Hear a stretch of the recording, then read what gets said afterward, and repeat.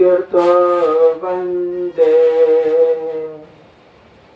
भगवन्तो पुनः पुनः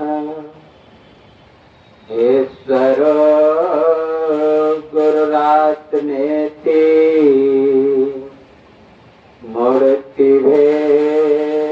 विभागिनी व्योमवद्व्याप्त देहाय दक्षिणामूर्तये नमः। दक्षिणामूर्तये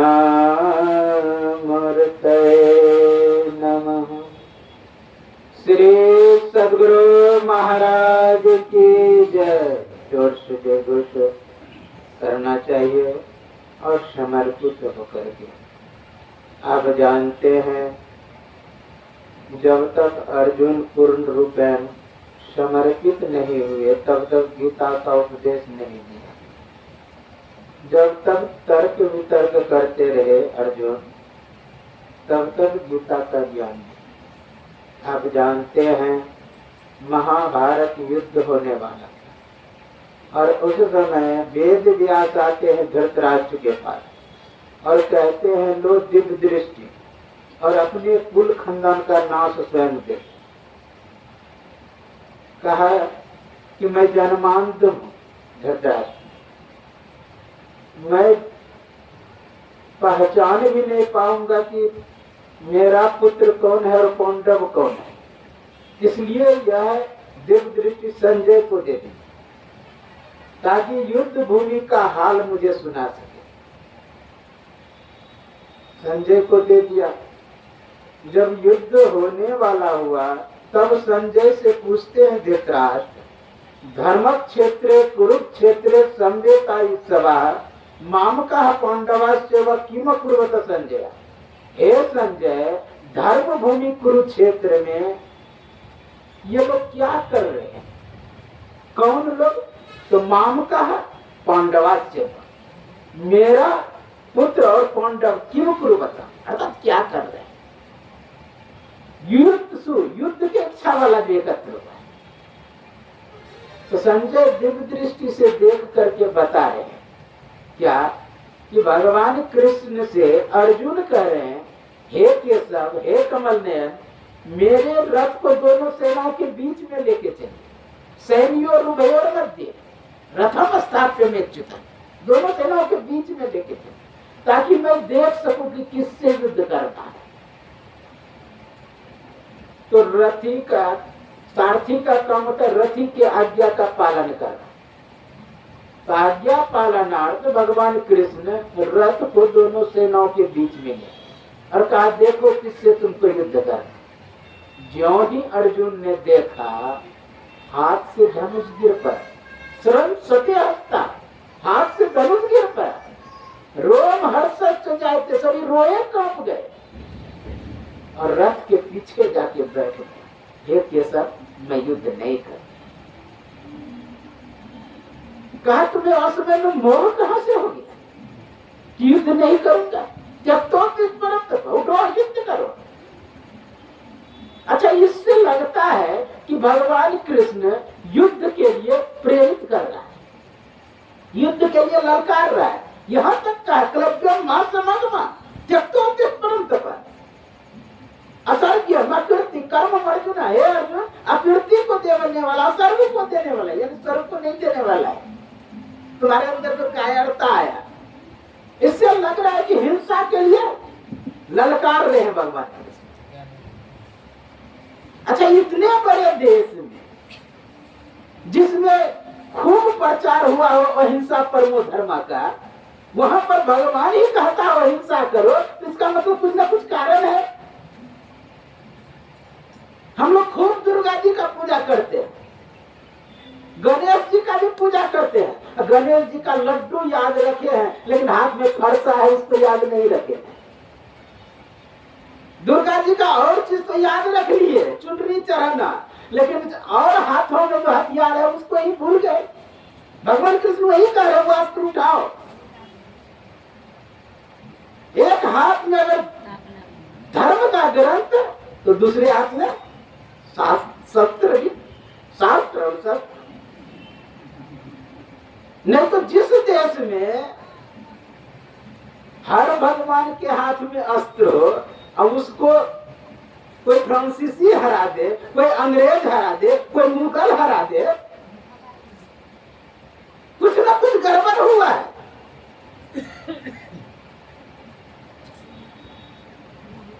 साफ शब्द में सिखाया गया अहिंसा परमो धर्म, लेकिन यह सिखाया गया हिंसा धर्म हिंसा तथा बचाओ नहीं सिखाया गया। यहाँ पर अर्जुन कह रहे धर्म हिंसा तथा बचाओ।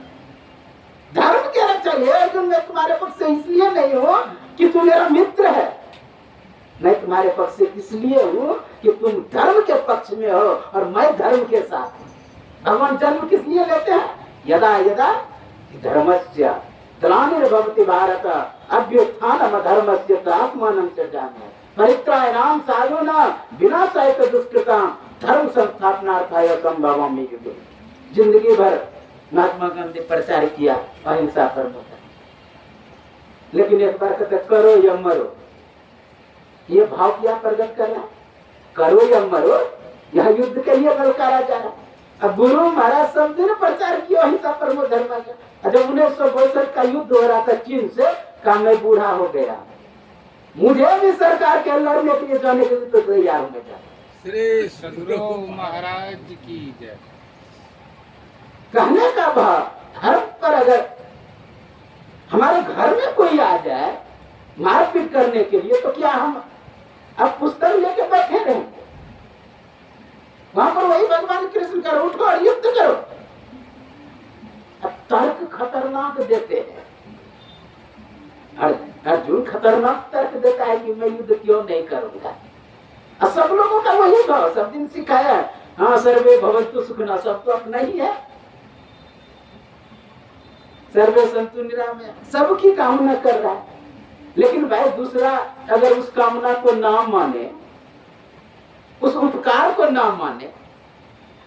आप जानते हैं भगवान राम मर्यादा पुरुषोत्तम कहे जाते, समुद्र देवता के पास याचना किया पहले जाकर, किया कि नहीं? आप बहुत याचना किया मुझे रास्ता दे दो, लेकिन नहीं माना। तो धनुष अभी सुखा देता हूं। तब समुद्र देवता चरणों वो नहीं कहता लाट का देवता बाप से नहीं मानता है। यहाँ पर युद्ध करने के लिए ललका। अब क्या कारण हुआ जो भारत में इतनी गुलामी रही? लगता है मैं कुछ उपदेशों को स्वीकार किया, कुछ उपदेशों को नहीं स्वीकार किया। अहिंसा परमो धर्म का तो स्वीकार किया, लेकिन धर्म हिंसा तथा उसको नहीं स्वीकार किया। आप देखिए गुरु गोविंद सिंह क्या संत नहीं थे, फिर भी अस्त्र उठाया।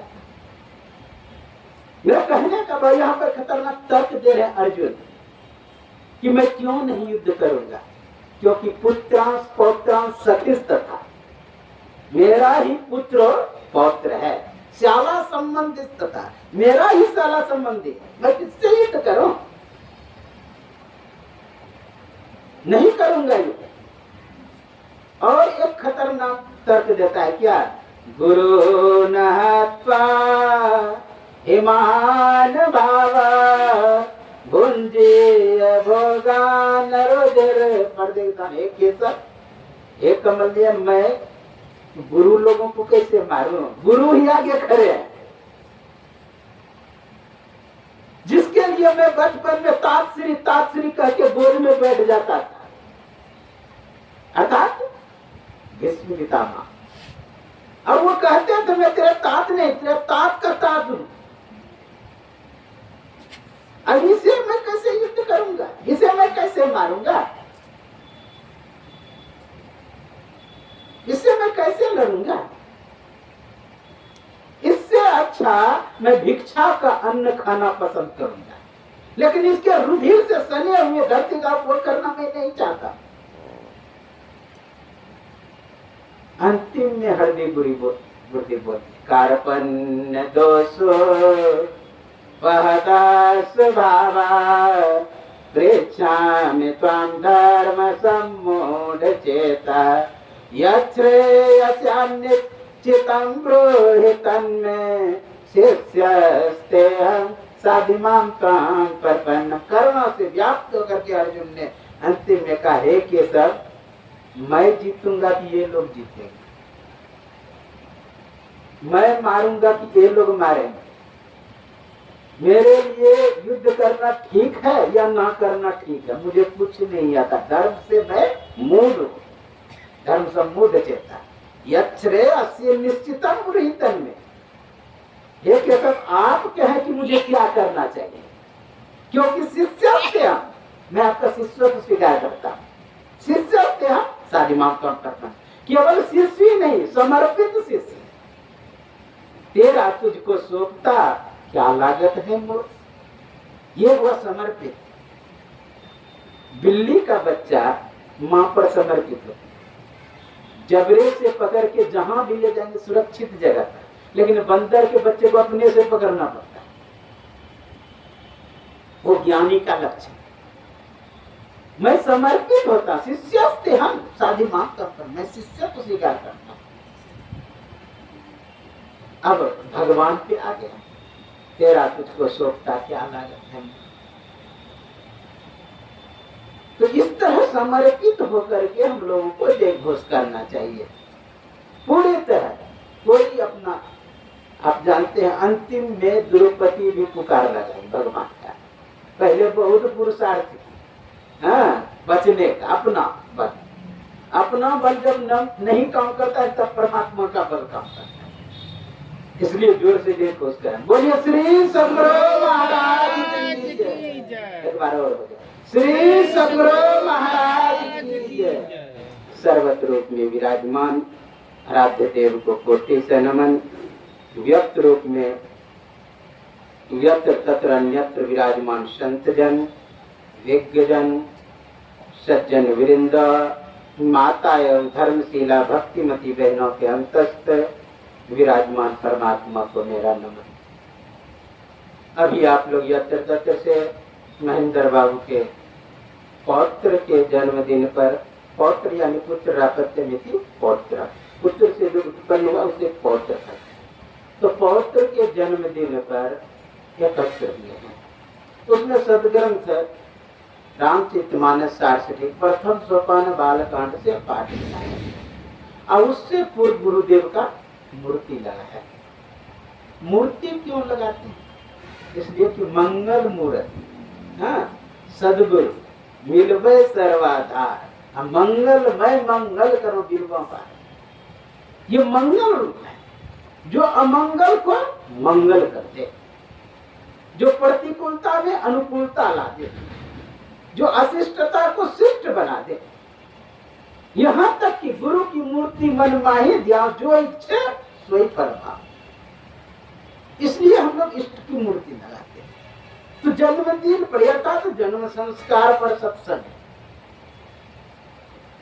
अनेकों बच्चे का जन्म होता है, एक सेकंड में पूरे विश्व में 4 बच्चे का जन्म हो जाता है, 1 मिनट में सैकड़ों बच्चे का जन्म होता है, और 1 घंटे में हजारों बच्चे का जन्म हो जाता है। 1 साल में लगभग 13 करोड़ बच्चे जन्म लेते हैं, लेकिन सभी के जन्मदिन पर सत्संग नहीं होता। आश्चर्य की बात, किसी किसी के जन्मदिन पर मैं देखा हूं शराब मंगाते, और तो एक जीव के मंगल के लिए दूसरे जीव की हत्या करते। गजब, ये सिस्टम है। ये कहां से ये सिस्टम आया, ये संस्कार कहां से आया पता नहीं। आजकल लोगों का संस्कार बन रहा है आज का।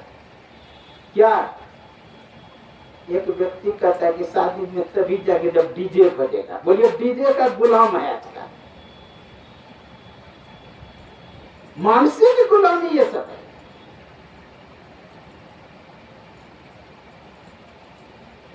तो लोगों का संस्कार बिगड़ते जा रहा है। अब बोतल मंगाया तो विचार करिए, बोतल पी करके आसपास तरंग किया जाएगा। मान लिया पी लिया, तो पीने के बाद उनका व्यवहार देखेंगे आप, जो पियक्कर है उसका व्यवहार देखेंगे, ना अपने की पहचान ना दूसरे की पहचान। सुनते हैं एक व्यक्ति शराब पी करके जा रहे थे, भैंसिया से टकरा गया, तो कहता है भैंसिया की बहन जी माफ करेंगे, यहाँ तक ठीक था।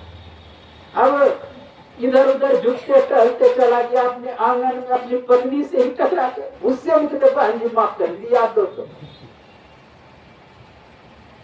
कहने के बाद पीने के बाद पता ही नहीं रहता कौन क्या, तो वही तरंग जाएगा। अब वो तरंग जाएगा किसके निमित्त से आप पी रहे हैं? उस बच्चे के निमित्त। तो बच्चे के पास ही तरंग जाएगा वो, और बच्चा इतना सेंसिटिव होता है कि जाते जल्दी ग्रहण करता है कोई भी।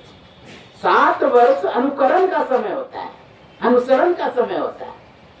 आप सिगरेट पी करके फेंक दीजिए, अब बच्चा आएगा उसे लेकर के खींचने लगेगा। अब उससे धुआं निकले अथवा ना निकले उससे मतलब नहीं है।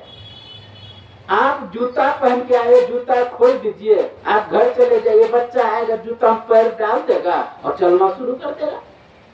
अब बड़ा है जूता की छोटा है इससे मतलब नहीं है उसको, लेकिन बड़े आदमी चला है इसलिए छोटे भी चलते हैं। भगवान कृष्ण गीता में कहते हैं यद्याचरति श्रेष्ठ तत्तदेवोत्तरो जना स यथ परमानम कुरुते लोकस्तदनु वर्तते।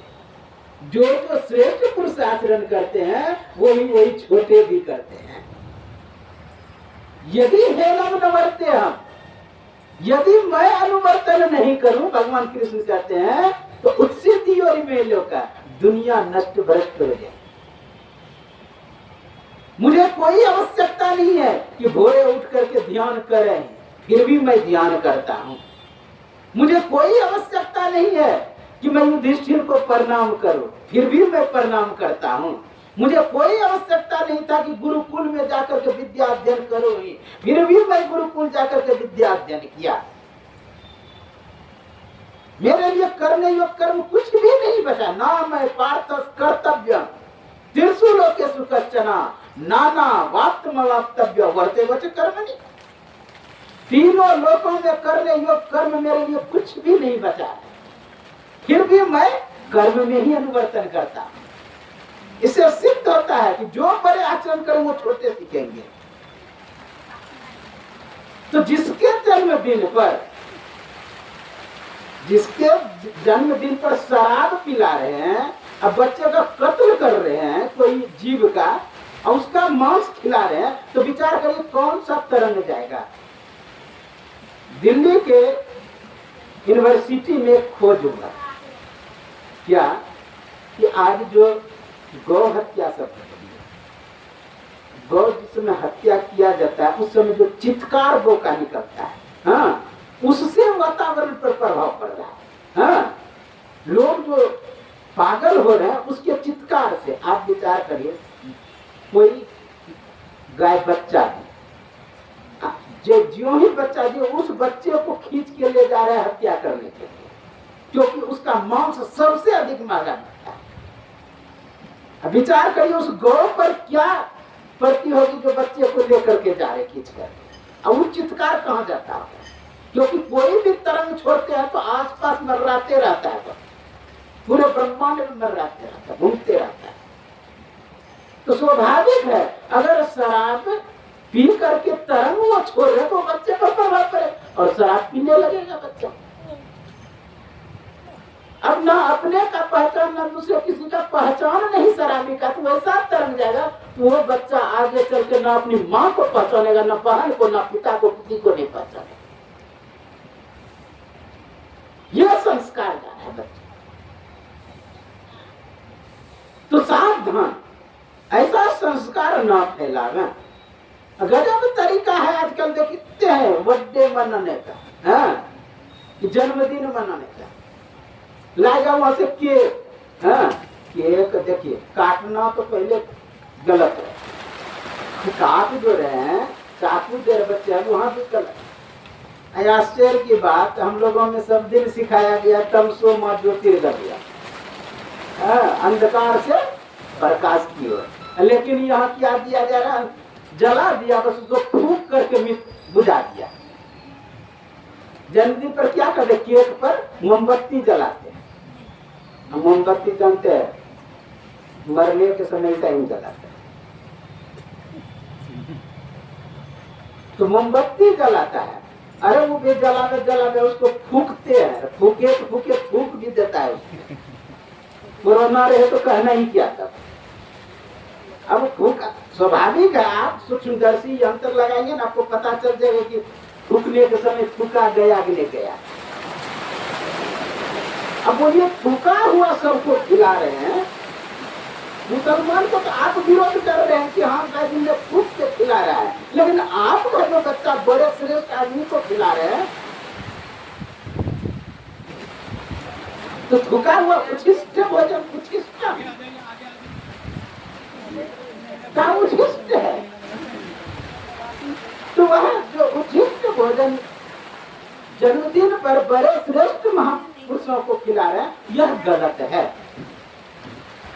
तमसो बात दीपक जलाइए, ठीक है, जी का दीपक जला दीजिए बगल में चारों तरफ है, बढ़िया बात है। दीपक जलाइए लेकिन बुझाइए नहीं, बुझाना अशुभ माना जाता है। तमसो बात आश्चर्य की बात तो तब होता है वो जो हम केक लाते हैं। सुनिए गौर से, बोले श्री सदगुरु महाराज की जय। केक जो लाते हैं, कोई कोई में चीज देखा हो, केक जो आकार बना हुआ रहता है, दिल का आकार बना हुआ, और चाकू बच्चे को दे देता है, उसको कटवाता है। विचार करिए, अब क्या कटवा रहे, क्या भाव आ रहा है। यह सब गलत है, यह सब संस्कार बच्चों पर नहीं देना चाहिए। बच्चे के लिए संतवाणी पाठ है, बच्चे के लिए ग्रंथों का पाठ करो और संत महापुरुषों का आशीर्वाद प्राप्त करो, तो यह उत्तम होगा। गुरु महाराज के जैसे मूर्ति लगाए, इनके पास प्रार्थना करो, मंगल मूर्ति सदगुरु मिलवे मंगल में मंगल करो मिलवो बारंबार, ज्ञान उदय ज्ञान देना सदगुरु शंकर नमो नमो बोला। इस तरह का प्रार्थना करें तो वही संस्कार बच्चे पर जाएगा।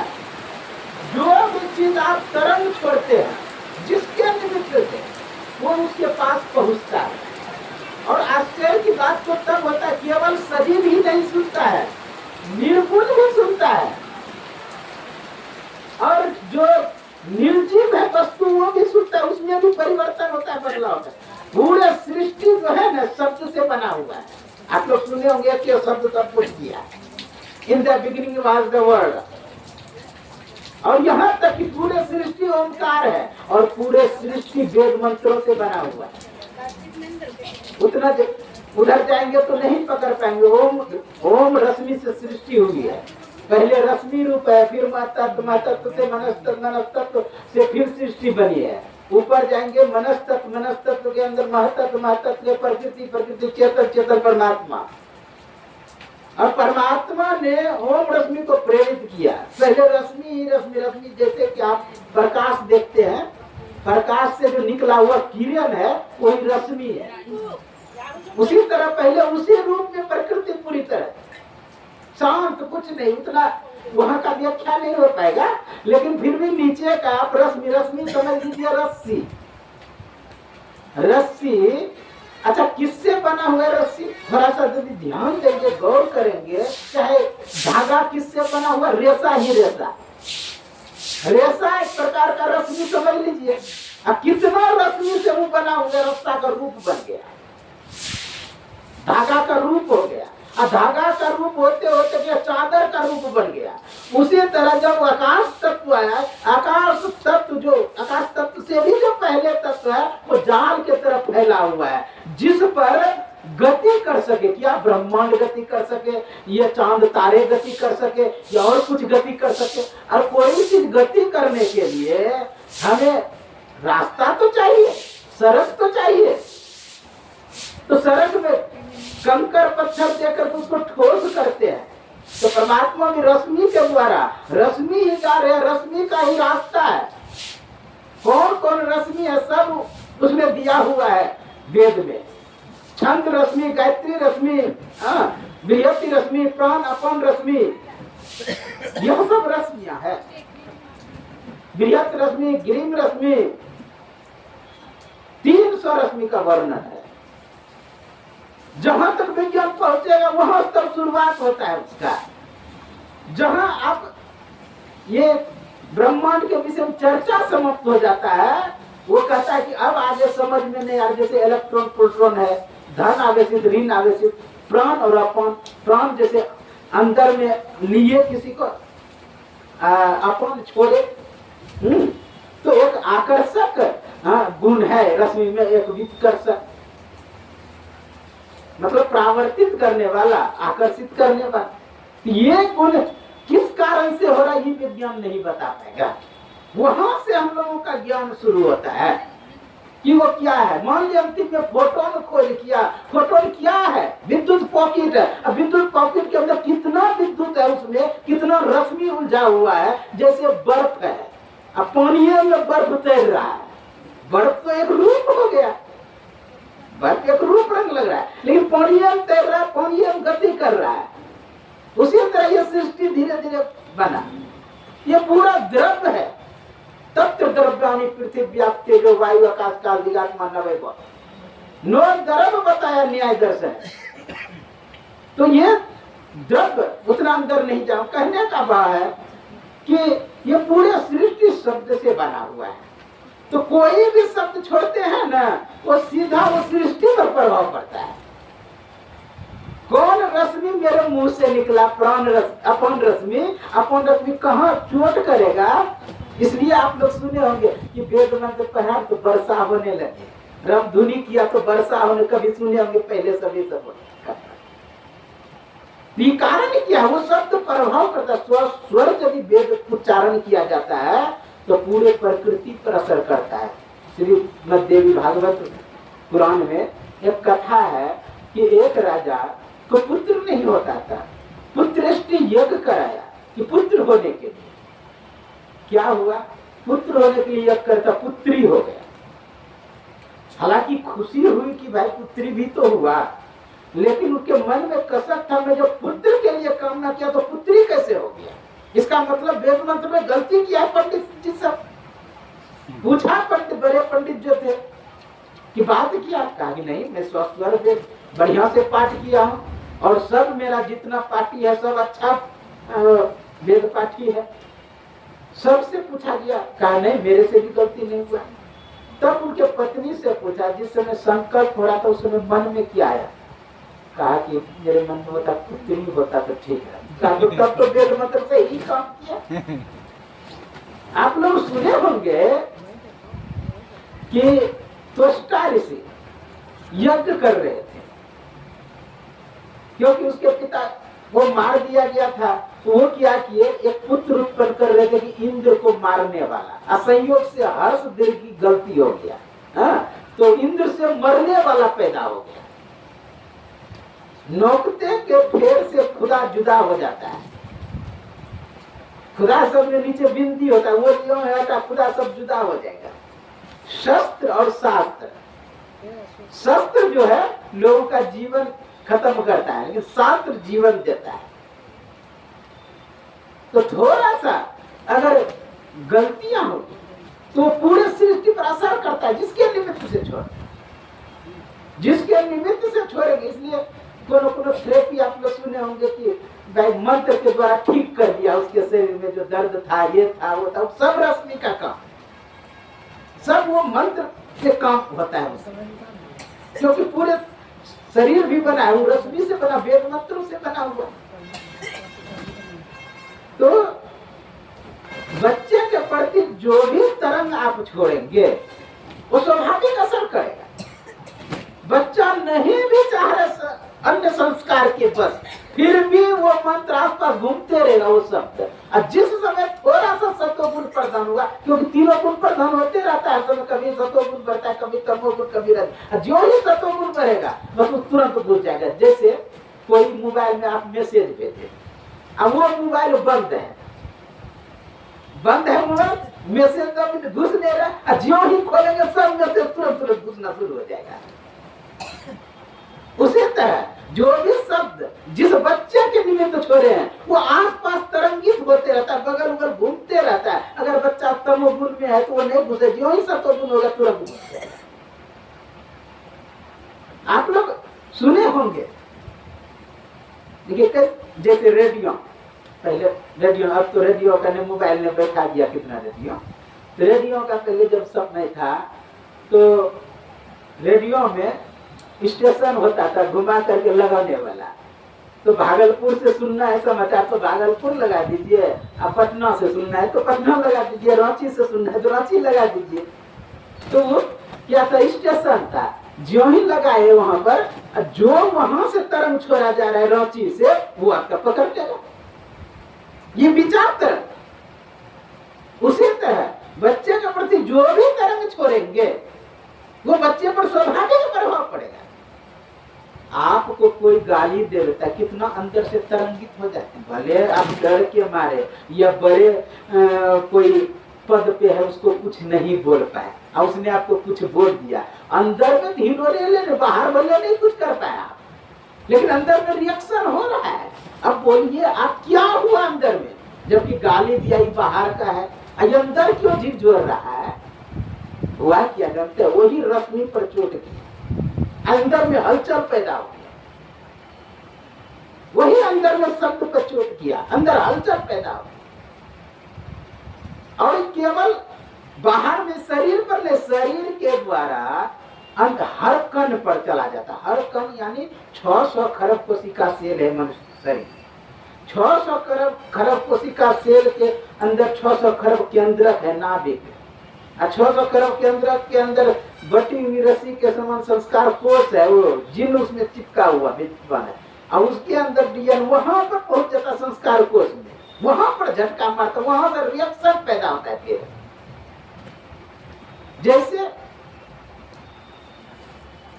हम कोई शब्द छोड़े, आपके कान के पर्दा तक जो शब्द गया वो जो शब्द है बैखरी बानी कहा जाएगा। कान के पर्दे तक जो गया, कान के पर्दे से जो इलेक्ट्रिक वेव के द्वारा मस्तिष्क के केंद्र तक गया, वो बैखरी के बाद मध्यमा आता है। मध्यमा बानी वो होगा, यानी कान के पर्दे के केंद्र से मस्तिष्क के केंद्र तक जो गया वो क्या हुआ, मध्यमा बानी।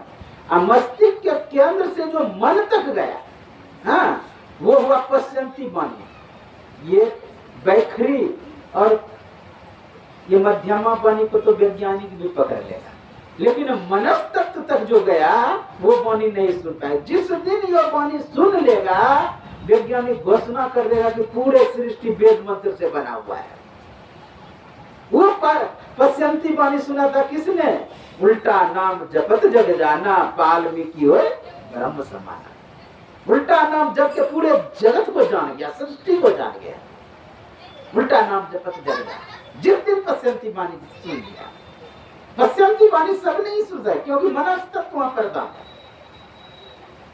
और बहुत सूक्ष्म है, बहुत सूक्ष्म की तरंग भी पता नहीं, कुछ बना ही नहीं उस समय। जब दृश्य जगत है ही नहीं तो आप इस स्थूल कान से कैसे सुन पाएंगे? जब यह स्थूल यंत्र जो बना हुआ है शब्द सुनने वाला, आप डॉक्टर के पास देखे होंगे, हाँ, वो सब जो यंत्र बना हुआ है वो कैसे, वो तो स्थूल के शब्दों को सुनता है, सूक्ष्म शब्द को कैसे सुन पाएगा? तो मेरा कहने का भाव है कि जो ये शब्द छोड़ा, यह केवल चमड़े पर असर नहीं है, इसके अंदर जो केंद्र है, हाँ, संस्कार कोष वहां तक पहुंचता है, प्रकृति तक। प्रकृति जो ओम रश्मि है, क्योंकि ओम से ही सृष्टि हुआ है, वहां से रिएक्शन फिर झटका लगा तो आपको थोड़ी लगा केवल चमड़े पर, तब तो पता ही नहीं लगता, वहां अंदर जो गया है इसलिए अंदर में हलचल हो गया, अंदर में हलचल। ये शब्द जिसके निमित्त से छोड़ते हैं उसके अंदर तक प्रवेश वह शब्द करता है और प्रभावी होता है संस्कार कोष में। अच्छा क्यों कहा जो कोई मिले उनसो नर होई पवित्र लगे हर गंगा, दोष कलंक सबे मिट जाए नीच हो जात गंगा। अच्छा बाहर में तो कर्म नहीं, जो कोई मिले उनसो नर होई पवित्र, और पवित्रता बाहर में नहीं, अंदर घुस गया है वो पवित्रता। जैसे आंख से रूप को देखे तो आंख में ही रूप नहीं रह गया, कान से शब्द सुने तो कान में ही शब्द नहीं रह गया, नासिका से गंध ग्रहण किए तो नासिका में ही गंध नहीं रह गया, जिह्वा से स्वाद लिए तो जिह्वा में ही स्वाद नहीं रह गया, हाथ पैर आदि इंद्रियों से जो कर्म किया हाथ पैर आदि इंद्रियों के पास नहीं रह गया। अगर यहीं पर रह जाता, आंख का किया हुआ कर्म आंख के पास रह जाता, कान के किया हुआ कर्म कान के पास रह जाता, जिह्वा का किया हुआ कर्म जिह्वा के पास रह जाता, हाथ पैर आदि इंद्रियों का किया हुआ कर्म हाथ पैर आदि इंद्रियों के पास रह जाता, तो इस शरीर को जला देते हैं तो वह कर्म भी जल के राख हो गया। लेकिन ये अपने पास रखता ही नहीं है, इसका एक हेड बैठा हुआ एक जगह है जहां की ट्रांसफर कर देता है। ये क्या करता है, आंख के द्वारा किया हुआ कर्म आंख अपने पास नहीं रखता, मन के द्वारा स्मृति में भेज देता है। कान के द्वारा किया हुआ कर्म कान अपने पास नहीं रखता, मन के द्वारा स्मृति में भेज देता है। जिह्वा के द्वारा किया हुआ कर्म जिह्वा अपने पास नहीं रखता, मन के द्वारा स्मृति। हाथ पैर आदि इंद्रियों के द्वारा किया हुआ कर्म हाथ पैर आदि इंद्रियों नहीं रखती है, मन के द्वारा स्मृति में भेज। स्मृति किसे कहते हैं, बहुत सुंदर पतंजलि मुनि ने कहा, विषया संपरमुषा स्मृति, विषयों को जो छुपा के रख ले वो ये स्मृति।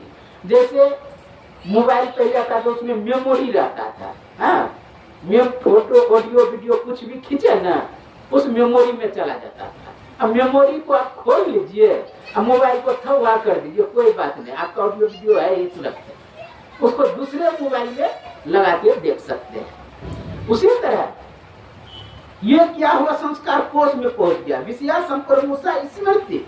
पतंजलि मुनि ने कहा विषयों को जो छुपा के रखना। उदाहरण दिया चूहा का, विषया संपरमुषा, मूषा मुनि चूहा होता है।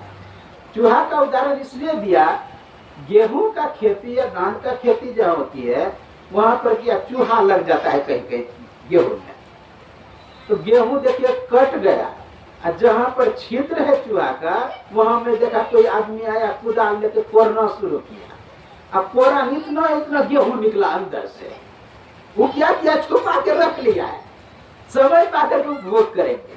उसी तरह ये सब किया हुआ कर्म संस्कार कोष में चला जाता है, और संस्कार कोष इतना सूक्ष्म मेमोरी है कि वहां तक तलवार ही नहीं पहुंचती है, वहां पर कोई हवा ही नहीं पहुंच सकता, कुछ नहीं, उसको नष्ट जल्दी नहीं करता। जैसे 5 भाई गया बाहर कमाने के लिए, कमाया पैसा, लेकिन कमा करके साथ में नहीं लेके आया। आजकल साथ में लेके आता कौन है, वो क्या करता है खाता पर रख देता है, रास्ते में आते हुए कोई चोर बदमाश उसको मारपीट करे, पैसा छीने, उसके पास है ही नहीं है, मारपीट दिया या मर भी गया फिर भी उसका पैसा खाता पर रखा हुआ है। उसी तरह आपका शरीर नष्ट भी हो जाएगा फिर भी कर्म आपके पास है, आपका सुरक्षित, अगले जन्म में काम आता है वह, चाहे शुभ कर्म हो कि अशुभ कर्म। इसलिए गुरु महाराज जी पाठ में सुनाया गया, यही मानुष देह कन्हैया में करो परमेश्वर, कर्म धर्म को जला खाद कर देंगे तुमको तार। अर्थात उस कर्म को जलाने की अगर क्षमता है, हटाने की अगर क्षमता है, और पवित्रता को पवित्र करने की क्षमता है, तो वह सदगुरु में है और यह संस्कार में है। संस्कार का अर्थ ही होता है पवित्र संस्कार है, संस्कार प्रकाश ने दिया जो पवित्र कर दे, शुद्ध कर दे, वो है संस्कार। एक और शब्द दिया योग्यताम संस्कार है, जो परमात्मा के पास जाने के योग्य बनाते। आप योग्य कब होते? योग्य जैसे कि आपको दिल्ली जाना है हवाई जहाज से, आप योग्य कब होंगे? जब आपको इतना रुपया हो गया कि हम हवाई जहाज का टिकट कटा सके, हैं? तब आप योग्य हो गए। उसी तरह परमात्मा के पास जाने में जो योग्यता प्रदान कर दो वह है संस्कार।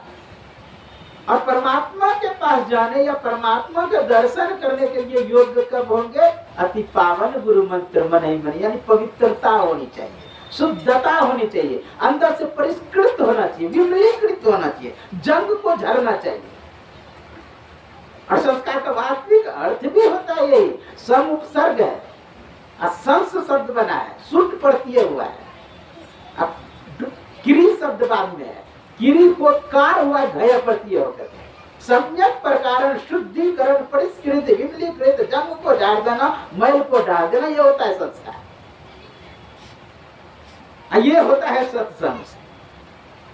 जो कोई मिले उनसे न वही पवित्र, यानी पवित्र कर देगा, शुद्ध कर देगा, वही पवित्र लगे हरि रंगा, दोष कलंक सबे मिट जाए, नीचे हो जाए तो कंचा। तो आप कहेंगे कि क्या बच्चे के अंदर गंदगी होती है, पूरा करकट होता है, खराबियां होता है? क्योंकि अनेक संतों ने और महापुरुषों ने कहा बच्चे तो भगवान का रूप होता है। आप सुने होंगे, बच्चे भगवान का रूप होता है।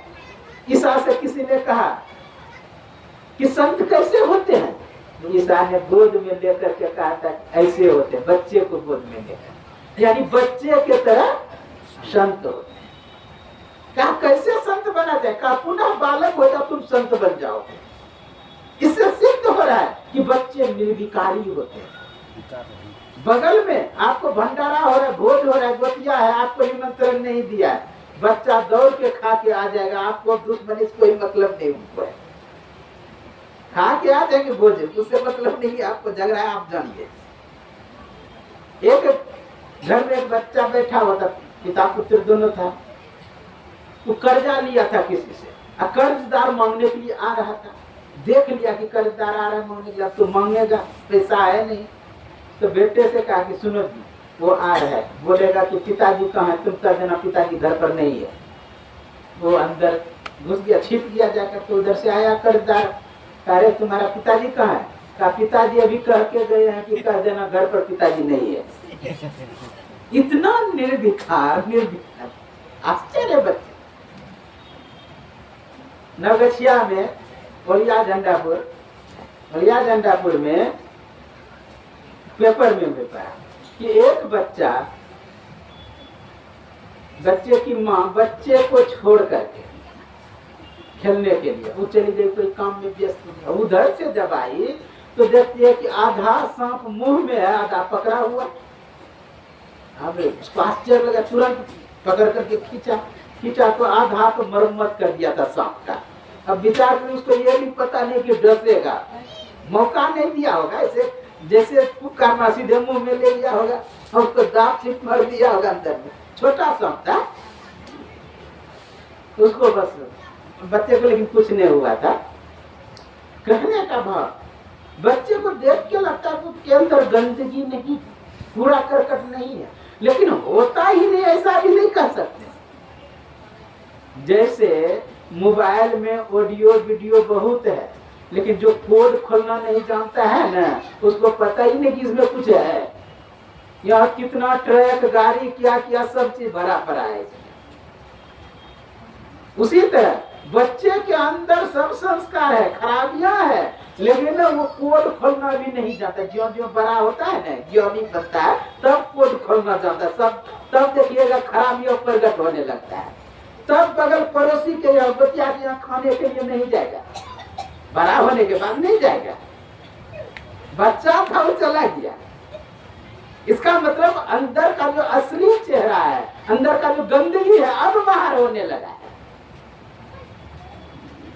इससे सिद्ध होता है कि गंदगी होता है, पूरा करकट होता है, और एक जन्मों का नहीं, जन्म जन्मांतर तक का। एक जन्म हम लोगों का नहीं हुआ है, अनेकों जन्म हुआ है। भगवान कृष्ण गीता में कहते हैं, हे अर्जुन, यह जो मैं तुम्हें ज्ञान दे रहा हूं, ये पहले सूर्य को दिया था, सूर्य इक्ष्वाकु को, धीरे धीरे परंपरा में आया था।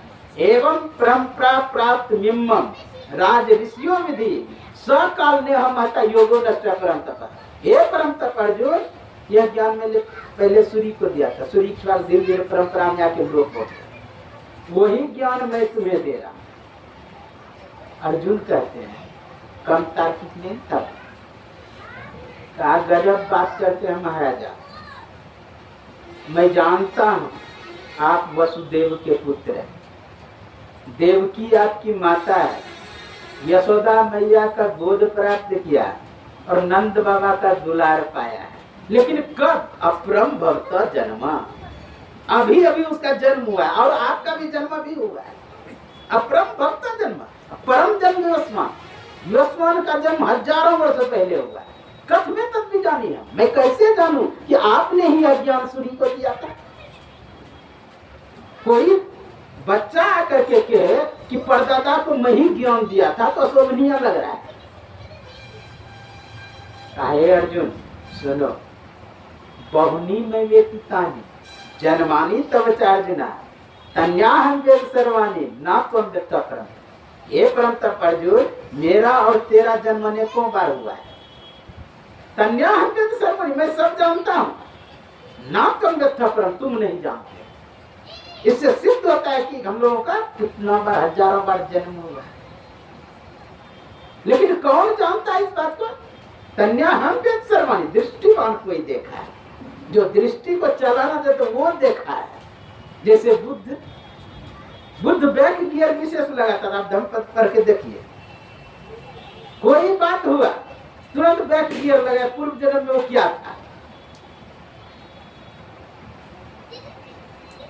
एक बार गुरु और चेला दोनों जा रहे थे, तो एक दृश्य को देख करके बुद्ध थोड़ा मुस्कुराया। तो शिष्य ने पूछा, हे भंते, आप क्यों मुस्कुराए?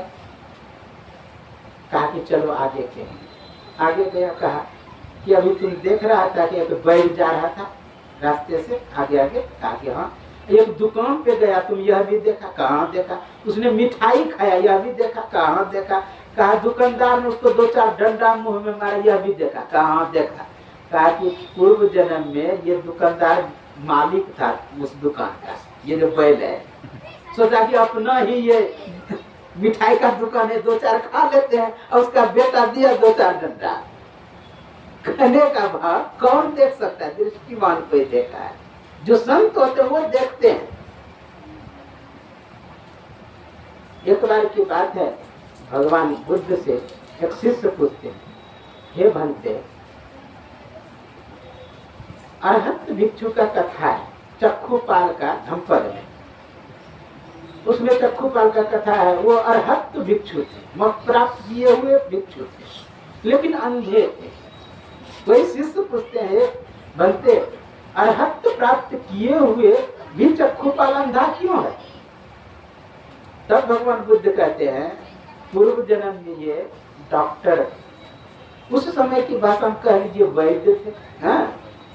बहुत बड़े डॉक्टर थे। इसके पास एक बूढ़ी माता है और कहता है, मेरा यदि आंख ठीक हो जाएगा, मैं आधा संपत्ति आपको दान में दे दूं। तो डॉक्टर इलाज करने लगा, और उसको पूरा विश्वास था कि आंख ठीक हो जाएगा। क्या हुआ? आंख ठीक हो गया माता जी का। लेकिन वो सोची कि अगर मैं डॉक्टर को बोल दूंगी कि आंख ठीक हो गया तो आधा संपत्ति देना पड़ेगा। उस आधे संपत्ति को बचाने के लिए डॉक्टर के पास गया, था माता जी अब तो ठीक हो गई, आपका कहने अभी ठीक नहीं। फिर दूसरे बार आई, माता जी अब तो ठीक ही हो गया है, मुझे पूरा विश्वास है। कहने अभी भी नहीं हुआ है। अब तीसरे बार बूढ़ी माता आ रही थी डॉक्टर के पास, तब तक मैं डॉक्टर क्लिनिक से निकल के रोड पे गए तो देखता है कि वो बूढ़ी लाठी को आकाश में घुमाते हुए आ रही है। समझ गए डॉक्टर, ये लाठी घुमाना बता रहा है कि उसका आंख ठीक हो गया है। आकर के डॉक्टर अपने क्लिनिक में बैठ गए। जब बैठ गए तो उधर से फिर क्या होता है, जब गेट के अंदर बूढ़ी माता घुसी तो लाठी नीचे टेकने लगी। अब लाठी नीचे टेकना बता रहे कि अभी अंधी है। जब डॉक्टर के पास गए, डॉक्टर पूछे, माता जी अब तो ठीक ही हो गई? नहीं, अभी भी ठीक नहीं हुआ। गुस्सा से डॉक्टर ऐसा लिक्विड आंख में दे दिया कि उसका आंखें खराब हो गया। वही कर्म पीछा करते करते अरहत भिक्षु होते हुए भी चक्षुपाल अंधा थे। मनोपुब्बम गमा धम्मा मनोसेठा मनोमया मनसा च प्रसन्ने न भासति व करोति व ततो न दुख मनवेति बहतो व चक्कम पदम। जिस तरह बैलगाड़ी के पीछे बैलगाड़ी का चक्का चलता है, उसी तरह मनुष्य का किया हुआ कर्म उसके पीछे चलते रहता है। कब हावी हो जाएगा कहना मुश्किल है। इसलिए का कर्म गति तारे नहीं करना। कितना भी प्रयास करेंगे कर्म को टालने के लिए नहीं करेंगे। कर्म से आप भाग नहीं सकते, कर्म को आप डंडे से नहीं मार सकते, पिटाई करके नहीं उनसे हटा सकते। इसलिए कर्म पीछा करता है। तो हम लोगों का एक जन्म का कर्म नहीं, अनेकों जन्म का संस्कार जमा है। अब भगवान कृष्ण की घोषणा है, ना ही कांक्षित क्षणमपि जातु तिष्ठत कर्म कृत कायते ही अवसर कर्म प्रसिद्ध दे कर्म। एक क्षण भी मानव कर्म किए बिगड़ नहीं रह सकता है। आप कहेंगे हम काम करेंगे नहीं तो कर्म कैसे हो जाएगा? अच्छा, नहीं करना जो है ना, नहीं करना वो भी कर्म है। अगर कहेंगे कि हम सोए रहेंगे, हम कुछ करेंगे नहीं, तो सोना भी कर्म ही है। जगे रहना अगर कर्म है तो सो जाना भी कर्म ही है। अगर रुक जाना, चलते रहना कर्म है तो रुक जाना भी कर्म ही है। न करने की चेष्टा करना भी कर्म ही है। एक क्षण भी मानव कर्म किए बगैर नहीं रह सकता है। तो इसलिए जितना जन्म हुआ उतना कर्म हुआ है, सब कर्म संकलन हुआ है, जमा हुआ है सब कर्म पूर्व जन्म। और एक जन्म नहीं, आप लोग सुने होंगे मैं भीष्म पितामह 113 जन्म में जो कर्म किया था वो भी फल दिया। यानी सरसैया पर सोना पड़ा, तीर पर सोना पड़ा, क्योंकि उसी का कर्म पीछा करते हुए इस समय फल दे दिया। कर्म फल देता है, चाहे 10 साल के बाद दे कि 20 साल के बाद। इसलिए हम लोगों को चाहे उस कर्म को नष्ट करें, कर्म को समाप्त करें। अच्छा, एक बात, यदि कर्म आगे नहीं हो तो पीछे वाला तो भोग के समाप्त कर सकते। तो ऐसा कर्म करें, ऐसा युक्ति जाने, ऐसा भेद जाने कि कर्म मंडल से ऊपर चले जाए।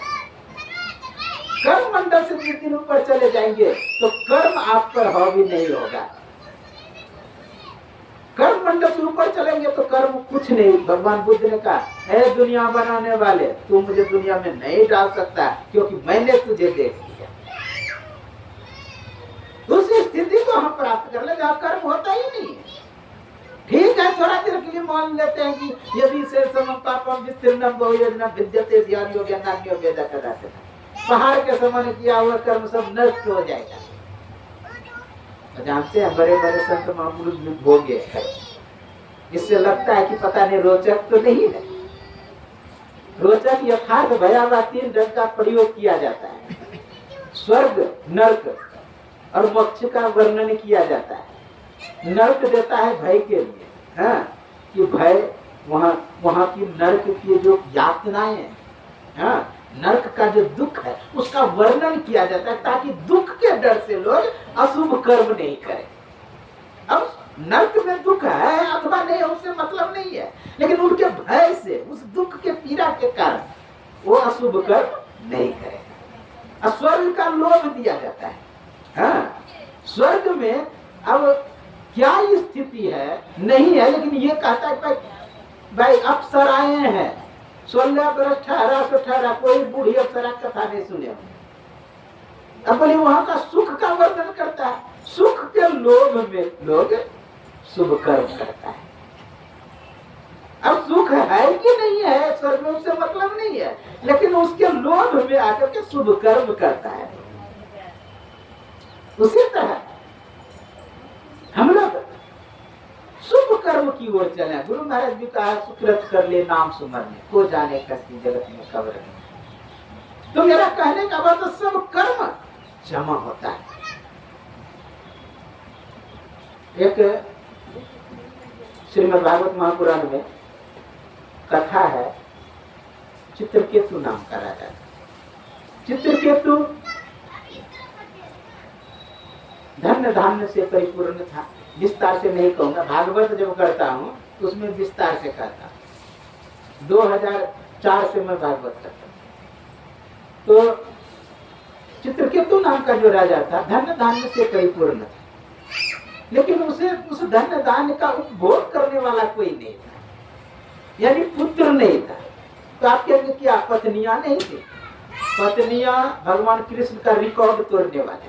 भगवान कृष्ण को कितना 16,108, लेकिन इनको 100 नहीं, 200 नहीं, 1000 नहीं, 2000 नहीं, 1 करोड़ रानियां, लेकिन किसी से पुत्र नहीं। एक बार अंगिरा और नारद ऋषि उनके राजमहल में पधारे। राजमहल में जब पधारे तो स्वागत किया, सम्मान किया।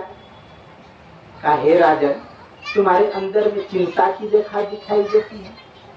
कहा, हाँ महाराज, धन दान की कोई कमी नहीं है, लेकिन इसका उपभोग करने वाला कोई नहीं है।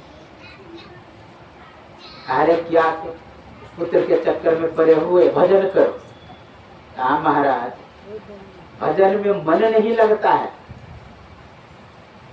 कहा कि नहीं नहीं, मुझे दीजिए। कहा कि तुम्हारे भाग्य में 1 जन्म की 7 जन्म तक पुत्र नहीं है, और तो 1 जन्म का दुख था, यहाँ अनेकों जन्म का दुख हो गया।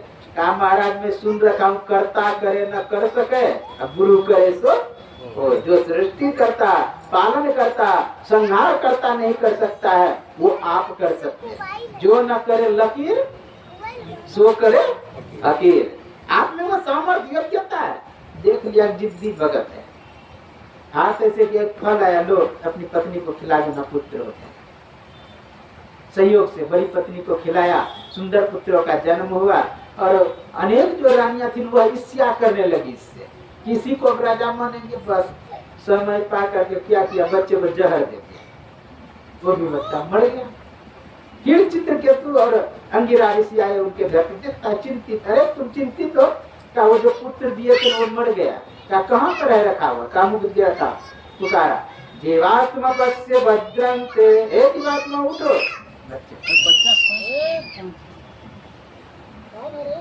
तो जीवात्मा उठो। जो बच्चा उठ करके दौड़ करके चले आया महात्मा जी के पास। कहा, क्या कह रहे? कहा, मातरम पितरम थे, तुम्हारे माता पिता याद कर रहे हैं। माता पिता के पास जाकर के कहते, कश्मीर जन्म में यह मातरम पितरम थे, तुम किस जन्म के माता पिता हो, बताओ तो सही। क्योंकि मेरा और तेरा जन्म ने 2 बार हुआ है, कितना बार मैं तुम्हारा बाप बना हूं। अब तो माथा पर हाथ रखा चित्र, ये अभी पाल पोस के थोड़ा सा बड़ा किया था, अभी पहचानने से इनकार कर रहा है। तुरंत एक कमंडल उठाया, भागा घर से भजन करने के लिए। कितना बेटा क्या क्या बोलता होगा, पुत्र हो क्या क्या बोलता, लेकिन कमंडल उठाते हैं जल्दी।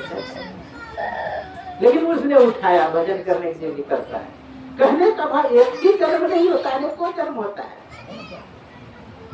बोलिए श्री सद्गुरु महाराज की जय, श्री सद्गुरु महाराज की जय, श्री सद्गुरु महाराज की जय। तो अनेकों जन्म होता है, तो अनेकों कर्म होता है। सत्संग के द्वारा क्या होता है, उस मेमोरी को, हाँ, उस संस्कार कोश को विचार तरंग के द्वारा वहां पर हमला किया जाता है और उसको नष्ट किया। भिद्यते हृदय ग्रंथि, छिद्यन्ते सर्व संशया, छियन्ते चस्कर्मणि तस्मिन् दृष्टि पर। वह गांठ फूट जाता है, टूट जाता है, अर्थात नष्ट हो जाता है वह संस्कार। तो योग्यता संस्कार है, योग्य बन जाते परमात्मा। जब जो ही ग्रंथि गांठ टूटा, अंदर के गंदगी समाप्त हुआ, आप योग्य हो जाए। आप लोग सुने होंगे, दिल का हुजरा साफ कर, जाना पाने के लिए ध्यान गैरों का उठा उसको बिठाने के लिए। दर्शन देखना चाहिए तो दर्पण मांझत रहिए, दर्पण में लागी काई तो दर्श कहाँ से पाई। हाँ, अंदर में जो गंदगी है, कूड़ा करकट है, उसको हटाना, उसका जो भी खराबियां उससे हटाना है, तो अपने आप योग्य हो जाए, पवित्र हो जाए। जानते सूचे भारे साँच समावे, बिरले सुचाचारी, तंत्र को तंत मिलाया, नानक शरण किया। का शुद्ध बर्तन में ही शुद्ध वस्तु डाला जाता है, तब वो आएंगे कौन, आपके गोद में राम, तब आएंगे कृष्ण, तब आएंगे शिव, तब आएंगे अनुसुईया, तब आएंगे मीरा, तब आएंगे सहजो। पहले योग्यता तो हो जाए, उनके योग्य व्यवस्था तो कर लें। हम लोग व्यवस्था उनके योग्य नहीं कर पाते। चाहते हैं सभी राम के तरह पुत्र हो, सभी चाहते हैं कृष्ण के तरह पुत्र हो, सभी चाहते हैं कि सहजों की तरह पुत्र पुत्री हो, मीरा के तरह पुत्री हो, लेकिन मीरा के लिए योग्य बन ही नहीं पाते आप। कोई बड़े महात्मा को बुलाते कितना व्यवस्था करना पड़ता है। अब व्यवस्था नहीं करेंगे तो जब भगीरथ भाग जाएंगे। हाँ? व्यवस्था करना पड़ेगा जो जिस योग्य है। तो जो परमात्मा अति पवित्र है, पवित्र है, अपने आप के अंदर पवित्रता लाना होगा। पवित्रता जब तक नहीं लाएंगे, गंदगी जब तक हटाएंगे नहीं, तब तक वह आएंगे नहीं। क्या समझते हैं कि कौशल्या के घर में यूं ही भगवान आ गया? नहीं। कश्यप अदिति महातपकिन्नी, तिनका मैं पूरा बर्तन ली। कश्यप अदिति घोर तप किया पहले, तप यानी सत्संग किया, भजन किया, भक्ति किया, अपने आप को उस योग्य बनाया, तब भगवान उसके गर्भ में आए। उसी तरह पहले हम तप करें, भजन करें, भक्ति करें। आप कहेंगे बच्चा आपने बात से आएगा, बच्चा का नहीं। देखिए पातन पुत परातन गोरा नहीं कुछ थोड़ा आपका ही संस्कार बच्चे पर जाता है, और आपका ही नहीं, माता पिता का ही नहीं, दादा दादी का भी उससे आधा, अब उससे फिर आधा उसके पूर्वज का आता है। अब उधर भी नहीं छोड़ा, उधर नानी, अब उससे फिर पूर्वज का आधा। मान लिए एक कॉपी को आप फोटो स्टेट कराने गए, उसमें लिख दिए राम आम खाता है। हाँ?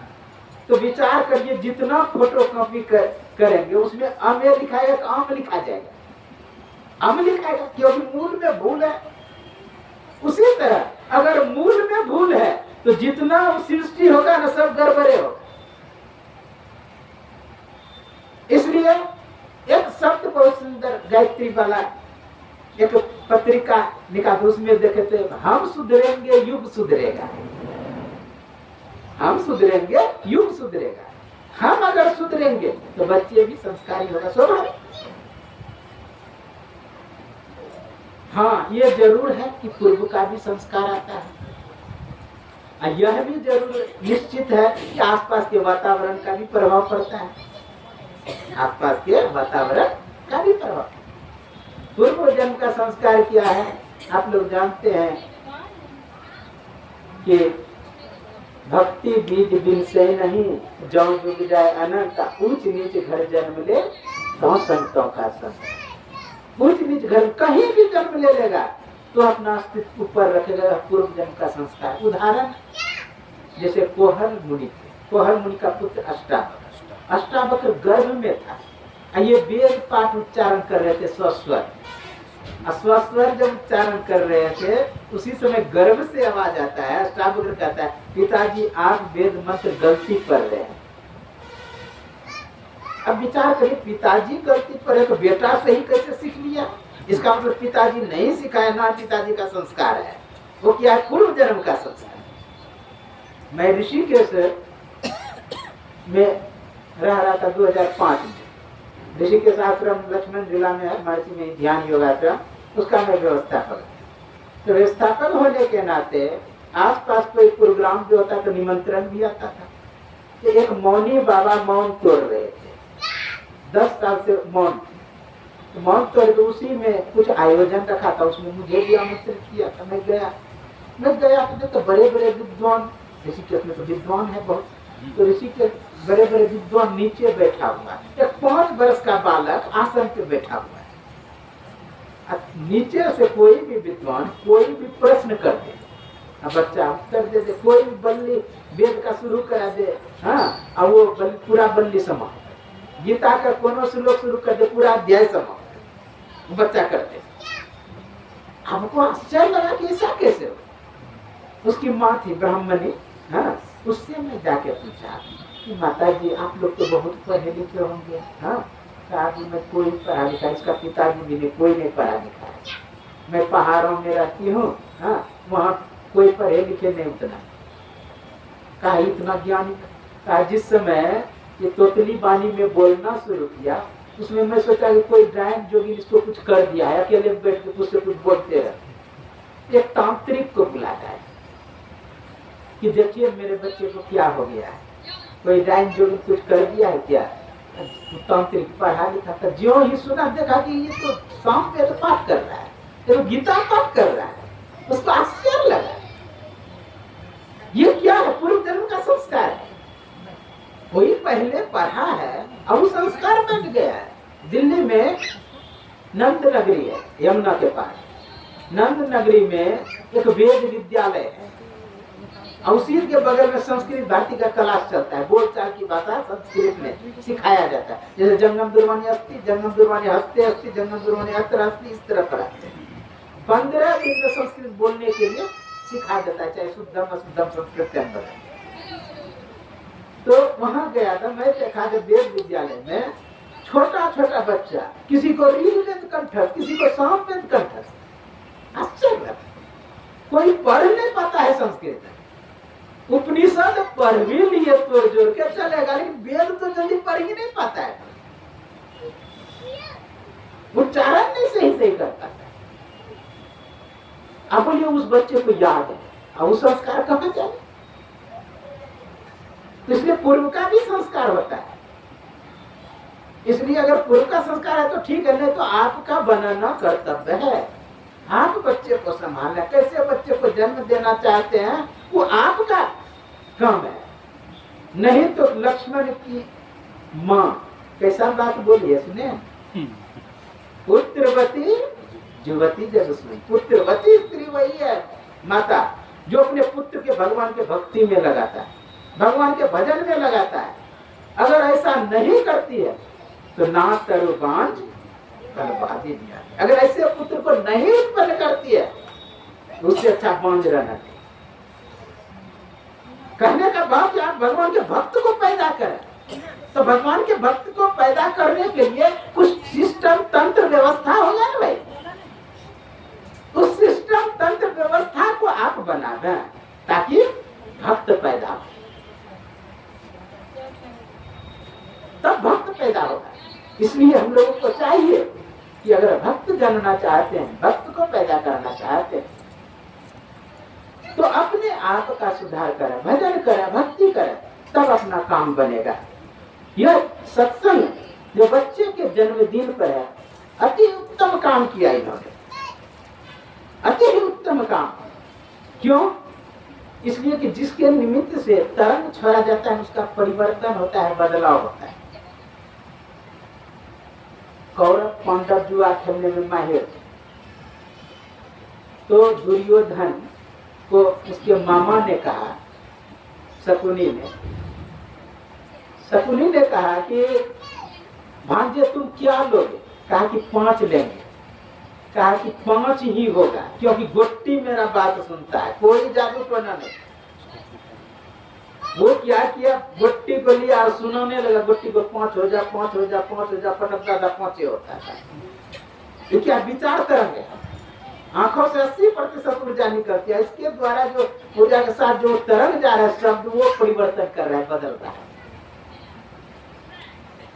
बहुत कुछ परिवर्तन हो सकता है। हिप्नोटाइज का जो पुस्तक है उसमें देखें, ईटे को चाहे तो आप पुरा सकते हैं, ईटा हो गया या कोई भी, जैसे चींटी है, चींटी पर एकाग्र मन करके अगर उसको करे बाएं चल, वो यदि बाएं चलने लगा, किसी व्यक्ति को भी आप अपने मन से चला सकते हैं, और वही नहीं पूरे ब्रह्मांड को आप नचा सकते हैं, इतनी शक्ति आ जाएगी। इसलिए भगवान कृष्ण को कहते मोहन, और मोहन के विषय में जिन्होंने नचाया था ब्रह्मांड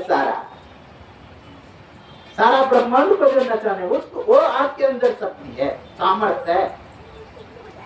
भजन करेंगे, ध्यान करेंगे, वही योग्यता हो जाएगा। तो ये बच्चे के जन्मदिन पर जो सत्संग करा रहा थी, उत्तम काम करा रही है। जो सत्संग उनके प्रति जो तरंग चढ़ा गया थी, उत्तम होगा, उस पर अवश्य परिवर्तन होगा, बदलाव होगा। फिर भी मैं गुरुदेव से प्रार्थना करता हूँ, तमसो माँ ज्योतिर्गम्य, असतो माँ सदगम्य, मृत्यु माँ अमृतगम्य। बोलिए श्री सद्गुरु महाराज।